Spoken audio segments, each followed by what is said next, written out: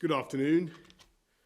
I want to begin by answering the big question that people have been asking in the last 48 hours, and that is this government asking you, the people, the public, to do one thing, while senior people here in government do something else? Have we been asking you to make sacrifices to obey social distancing, stay at home, while some people have been basically flouting those rules and endangering lives? And it's because I take this matter so seriously, and frankly, it is so serious, that I can tell you today I've had extensive face-to-face conversations with Dominic Cummings, and I've concluded that in travelling to find the right kind of childcare, at the moment when both he and his wife were about to be incapacitated by coronavirus, and when he had no alternative, I think he followed the instincts of every father and every parent, and I do not mark him down for that. And though there have been many other allegations about what happened when he was in self-isolation and thereafter, some of them palpably false, I believe that in every respect he has acted responsibly and legally and with integrity, and with the overwhelming aim of stopping the spread of the virus and saving lives. And I stress this fundamental aim because it's thanks to this country's collective resolve in achieving that aim that we continue to make progress. So let me give you today's figures. 3,458,905 tests for coronavirus have now been carried out in the UK, including 110,401 tests carried out yesterday. 259,559 people have tested positive, and that's an increase of 2,409 cases since yesterday. Smaller increase than we were seeing over the last few weeks. 8,951 people are in hospital with COVID-19 in the UK, down 11% from 10,085 this time last week.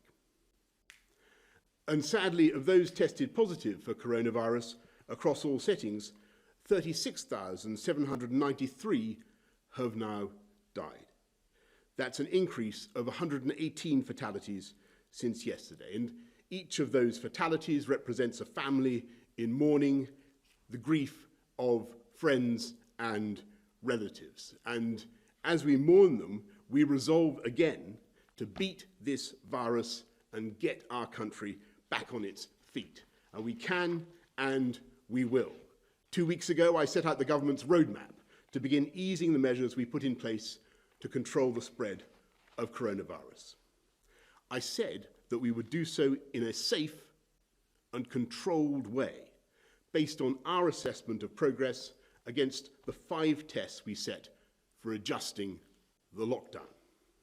We're going to set out that assessment in detail in the coming days, but today I can confirm that I do believe we will be in a position to move to step 2 of our plan. As part of step 2, we set out plans for a phased reopening of schools, because the education of our children is crucial for their welfare, their health, for their long-term future, and for social justice.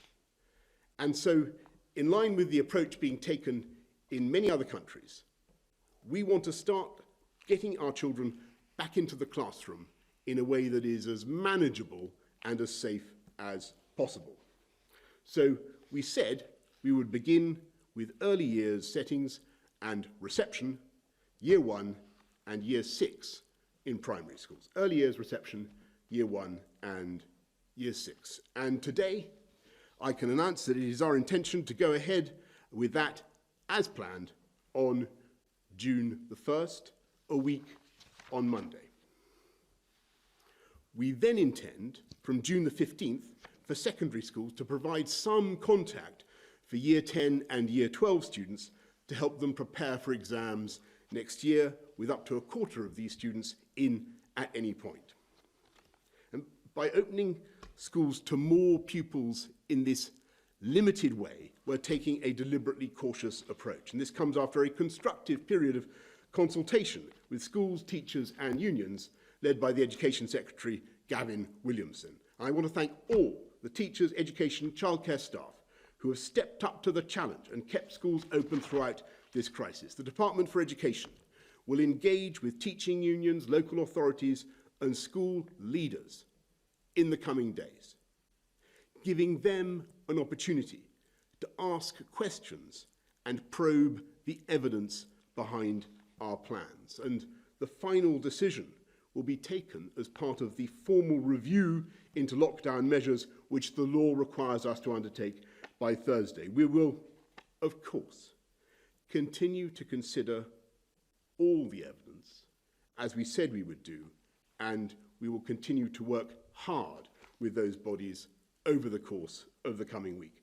But I think it is important for us to be clear about the government's intentions now, so that teachers and parents can plan in earnest for schools to reopen a week on Monday. Now, I acknowledge that a June the 1st opening may not be possible for all schools, but the government will continue to support and work with the sector to ensure that any schools experiencing difficulties are able to open more widely as soon as possible. Detailed guidance has been published by the Department for Education on how schools can open in a way that is safe for children, teachers and parents.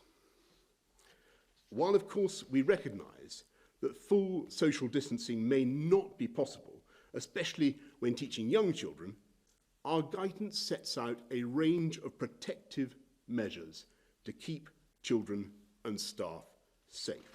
This includes reducing the size of classes and keeping children in small groups without mixing with others, staggered break and lunch times, as well as drop-offs and pickups, increasing the frequency of cleaning, reducing the use of shared items and utilising outdoor space. All children and staff and their families will have access to testing if they display symptoms. And this will enable children and staff to get back to school if they test negative, and if they test positive, we will take the appropriate reactive measures. We will continue to work with the sector to support them to prepare for wider opening and ensure all children and young people can continue to receive the best care, education and training possible. We will set out what moving to step 2 means for other areas, such as non-essential retail and more social contacts over the course of the next week. So let me stress again in conclusion. We are making good progress, but that progress is conditional, provisional. We must keep reducing the incidence of this disease. We must keep that R down below 1. And that means we must all remember the basics. Wash our hands, keep social distance, isolate if you have symptoms, get a test. We are beating this thing, but we will beat it all the faster if we stay alert, control the virus, and save lives. I now turn to Steve Powis, National Medical Director of NHS England, to present today's data. Steve. Thank you, Prime Minister, and good afternoon, everybody. If I could go through today's data slides, with which I'm sure you are all familiar. So as ever, the first data slide is in respect to the effect of social distancing on our transport usage within the country. And you can see, as we have shown you before, that when it comes to vehicles, cars, light goods and heavy goods vehicles, there's been a gradual increase following an early decline. But in public transport, in national rail, Transport for London and non-TfL bus routes, you can see that there's been a dramatic decline and that reduction in travel has been maintained over the period of the social distancing measures. On the next slide, we take a look at the testing programme and the new positive cases of COVID-19 that are arising from that programme.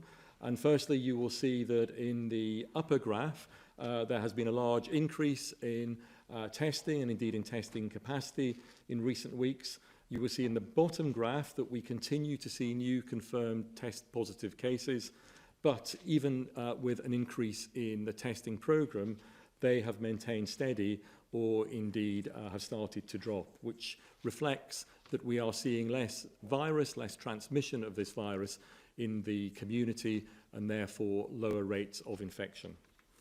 And then the next slide shows how that data then translates into our hospitals. And clearly for the vast majority of people, this is a mild illness if you catch the virus.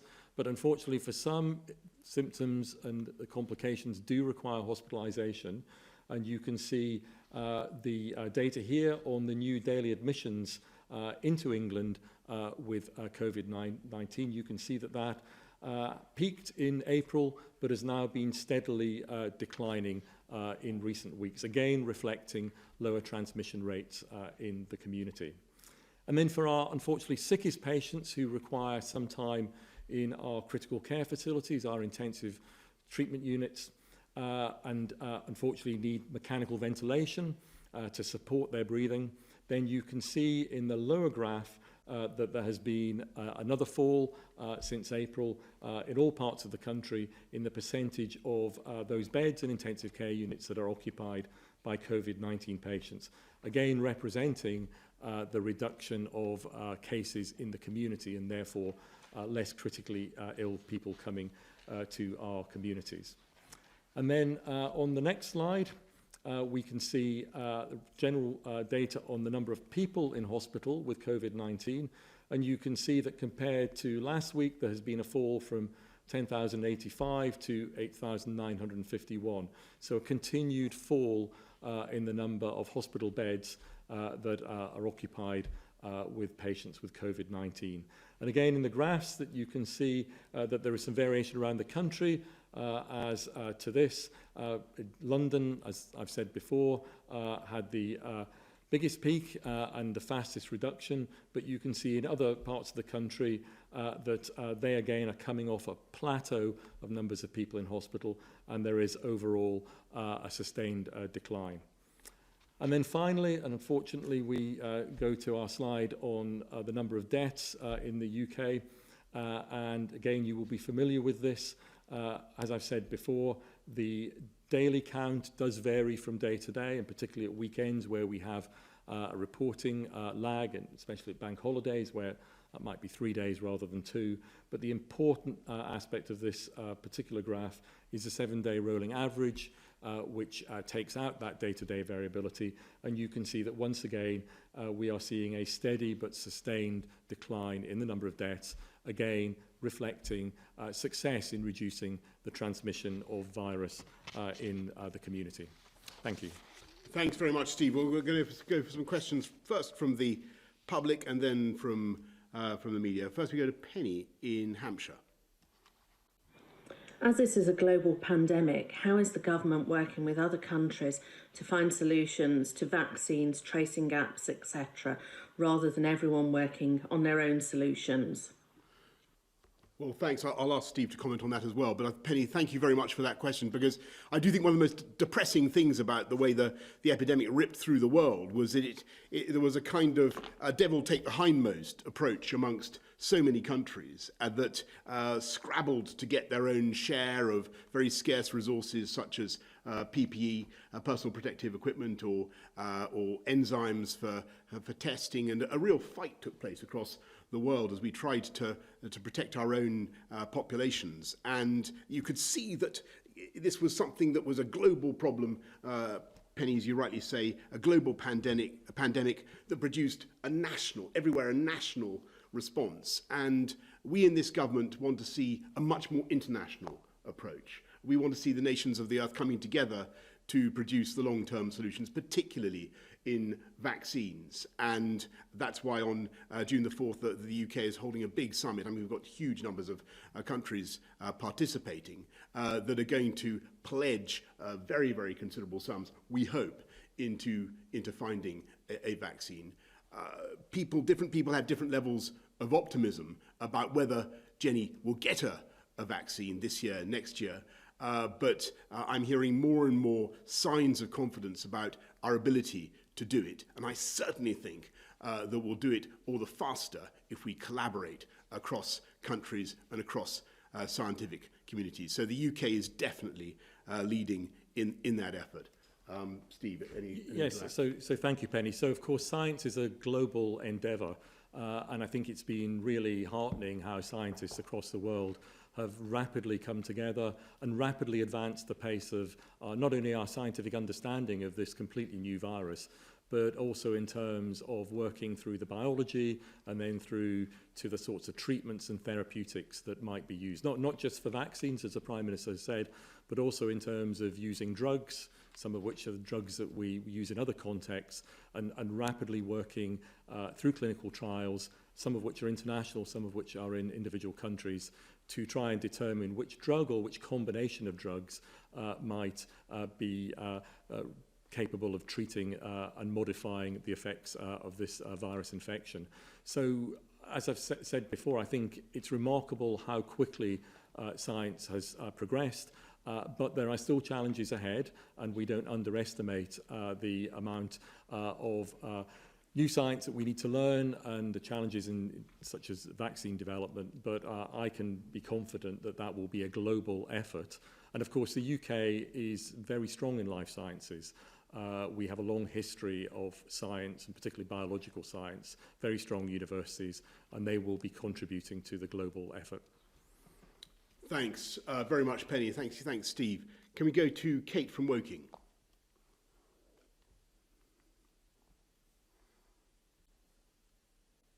Sorry, I've got to read that. Sorry, forgive me. Kate from Woking asks, our school has decided it's not possible to accommodate children of critical workers alongside reception year 1 and year 6. Will the government, teachers' unions and head teachers work together to find a plan that will provide for all children at home or in school in September? Kate, look, I totally understand the difficulties that your school faces. This is going to be tough, and I repeat my thanks to all teachers and educational staff who actually worked very hard to keep schools going for vulnerable children and the children of key workers throughout the last 10 weeks. What we will do is make sure that we stagger things and we pace things, and we work directly with you, with local authorities, to make sure that there is a plan. And you've heard some of the measures that I outlined today. I think the really important thing to ensure that we get everybody back and this whole thing up and running by September at the very latest is just to keep pushing down the incidence of that disease, to keep pushing that R down. That's going to be the most effective way to ensure that not just our schools but all our economy is ready to go back as fast as possible. Steve, anything you want to add on that? The only thing I would add, Kate, is just on behalf of all my colleagues, the staff in the NHS who've worked so magnificently through this surge in the virus, how grateful everybody is to our colleagues in schools, to school teachers, and those that work in schools for keeping the children of our staff safe at school and to continue schooling during the last few months. Everybody's very grateful. It's been absolutely critical. So thank you. Could we go to the media now, please? Ian Watson from the BBC. Ian. I think you need to unmute Ian.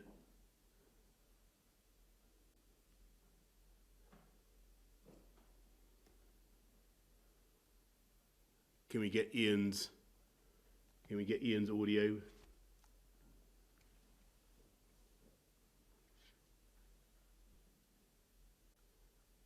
I can kind of lip read, but I think we're going to need to.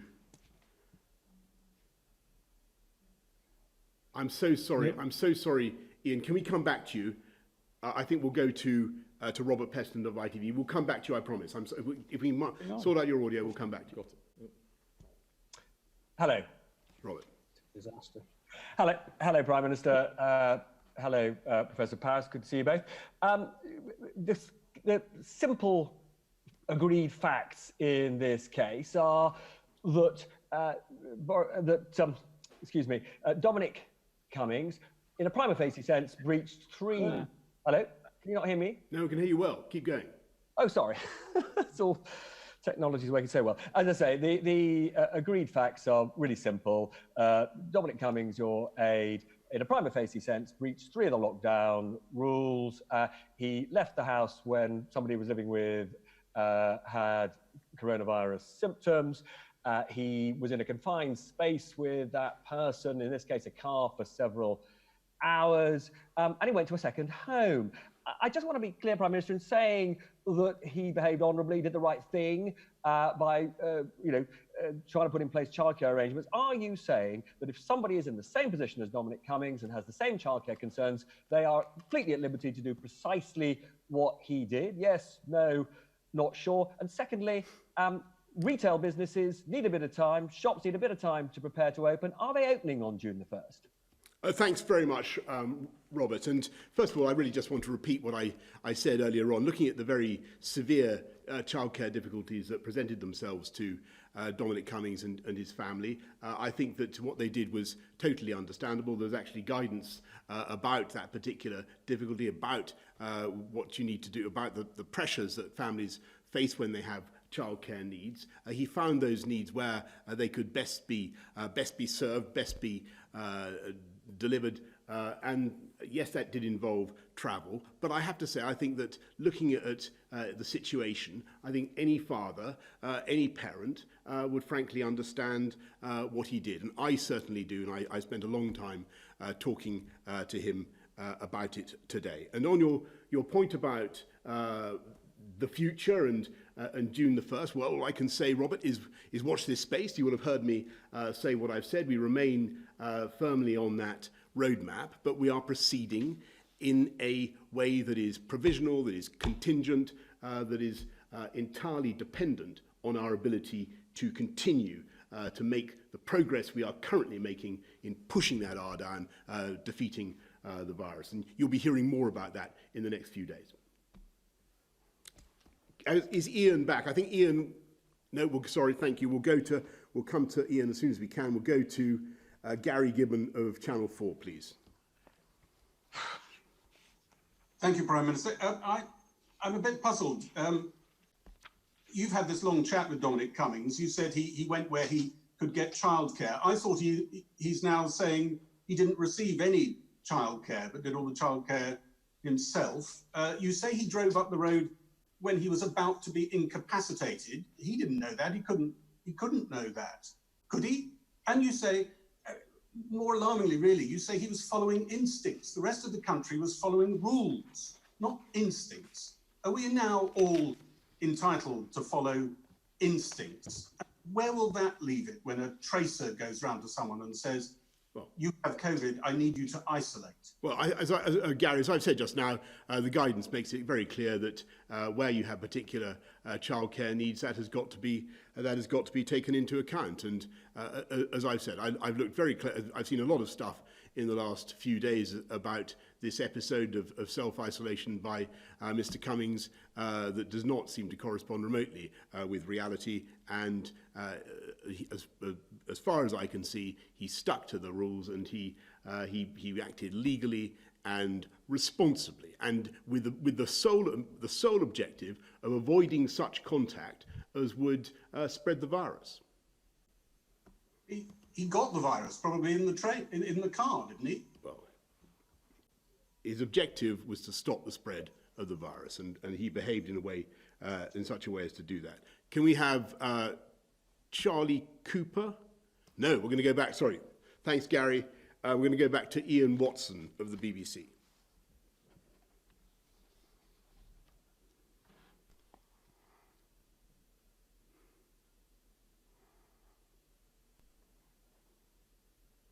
Yeah. Okay, Prime Minister, can you hear me now? I can, yes. Excellent. So for better or worse, I haven't entirely been silenced. No, forgive me. Conservative MPs have got in touch with us today, Prime Minister, because they say lots of their constituents are angry. They feel that allowing somebody who was already ill to travel 250 miles across the country breaches at least the spirit of your guidance? Hand on heart, can you really say that this didn't breach the spirit of your guidance? When were you told that Dominic Cummings was making this trip, and did you approve that trip? And can I also ask another question, just in case I get muted again? And that is this. You said that some of the stories in the press were palpably untrue. Can you clear up one story which your ministers and indeed your press officers haven't been able to clear up? Did Dominic Cummings make a trip to Barnard Castle in April when he was isolating, or at least was based in Durham? Right. Well, Ian, what I can tell you is that I think when you look at the guidance, when you look at the particular childcare needs that Mr. Cummings faced at the time, it was reasonable of him to self-isolate, as he did for 14 days or more, with his family, where he did. And I think that was sensible and defensible, and I understand it. And as for all the other allegations, you know, again, I just repeat what I've said earlier on. I've looked at them carefully, and I'm content that at all times throughout his period in isolation, actually on both sides of that period, he behaved responsibly and correctly, and with an aim, with a view to defeating the virus and stopping the spread. But some Conservative MPs are saying, Prime Minister, that this defence that Dominic Cummings behaved responsibly, many of their constituents are angry about that. Yes, well, let me just say... As though they were irresponsible in not breaching guidelines and going somewhere close, perhaps to their family during this lockdown, and they feel insulted by that. So what would you like to say to their constituents? Because that's where the postbag is coming in. Of course, their constituents I understand that. I understand that. Out at that kind of language. I understand that, and I think that one of the reasons it's so important, and one of the reasons I was so determined to come and talk to everybody about this, is because I can totally get why people might feel so confused and, as you say, so offended by the idea that it was one thing for people here and another thing for others. But really, having looked at what happened, having looked at his intentions and what he was trying to do for the good of his family, I really think most people will understand what he was doing, and above all, what he did. If you look at the measures that he took, they were designed to stop the spread of the virus. And I think that he at all times, as I say, behaved responsibly and legally. Though, Ian, I perfectly accept the point that you make, and that's why it's so important. That's why I wanted to come out and make these points this afternoon. Can we go now to Charlie Cooper of Politico? Hello, thank you for having me. Thank you. Prime Minister, you say that Mr. Cummings had no alternative, but what is your definition of no alternative in this context? And it's a really important question because there's a question of the ongoing advice to the public here. Is it now government advice that if you have symptoms but are concerned about childcare, have no alternative, in your words, you don't necessarily have to stay at home, but you can travel to another home, maybe in a nicer part of the country, if you're lucky enough to have access to one? Is that the new advice? The advice remains unchanged, Charlie, and that is that if you have symptoms, then you should self-isolate for 14 days, and that's what Mr. Cummings and his family did. Scott McNabb from The Scotsman. How Mr. Cummings' actions... If the advice remains unchanged, can you explain how Mr. Cummings' actions were not in breach of the advice? Sorry, can we go? Because the advice makes it absolutely clear that if you have particular childcare issues, then that is a factor that has to be taken into account. And when I look at what actually happened, Dominic Cummings and his family self-isolated for 14 days, and that is what you've got to do. And there was as I said at the outset, there was a risk that they would not have, if they both went under in such a way as to be unable to care for their child, to get to your point, then they might have needed the help of relatives who were living nearby who could come in a socially distanced way. As it happened, that was not necessary for medical reasons I don't want to go into. But that was the the risk. And I think it was a real risk. And I think it was absolutely responsible of Dominic Cummings to see the risk to his family, to see the risk to his child, and to take steps to avert it. And that's what he did. So, and that in no way changes the guidance or the advice. Could we go to Scott McNabb from The Scotsman, please? Yeah, thank you, Prime Minister. In Scotland, our former Chief Medical Officer resigned after a late-night conversation with Nicola Sturgeon. When it emerged, she had breached lockdown rules, travelled to a second residence in another part of the country. The reason she had to go, we were later told, was because keeping her on risked undermining the public health campaign to keep the virus under control. Is there not a real danger that if Mr. Cummings remains in place, people may choose to disregard these lockdown restrictions and so undermine the progress we've made so far in suppressing the virus? No, because the sharp distinction is that unlike the lady you mentioned, Mr. Cummings actually went into lockdown because he had symptoms, went into self-isolation for 14 days or more, and that is what you should do. And the particular circumstances of his isolation, as I've said now several times, were determined by the childcare needs of the family. Erin Lyons from the Oxford Mail. Good afternoon, Prime Minister, Professor Powers. This week we reported on the death of Peter Gough, an administration assistant at Oxford's John Radcliffe Hospital, who died from coronavirus after raising concerns he didn't have access to PPE or any hand sanitizer, even after the death of two porters at the same hospital.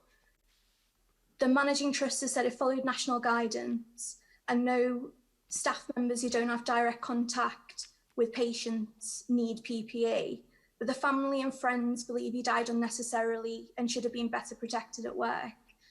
To Professor Powers, what is the evidence and rationale behind limiting PPE in this way in hospitals? Is it entirely science-based, or is it down to limited resources? And to the Prime Minister, an Oxford doctor who works in intensive care in the city had coronavirus in March, had a 4-month-old baby at home, but he said he followed the guidance, which he saw as incredibly clear, and stayed in lockdown throughout. If the government guidance included the exemption that Mr. Cummings used, why did so many people in Oxfordshire and beyond seem completely unaware of it and at great cost to themselves and their loved ones? Shall I take the PPE?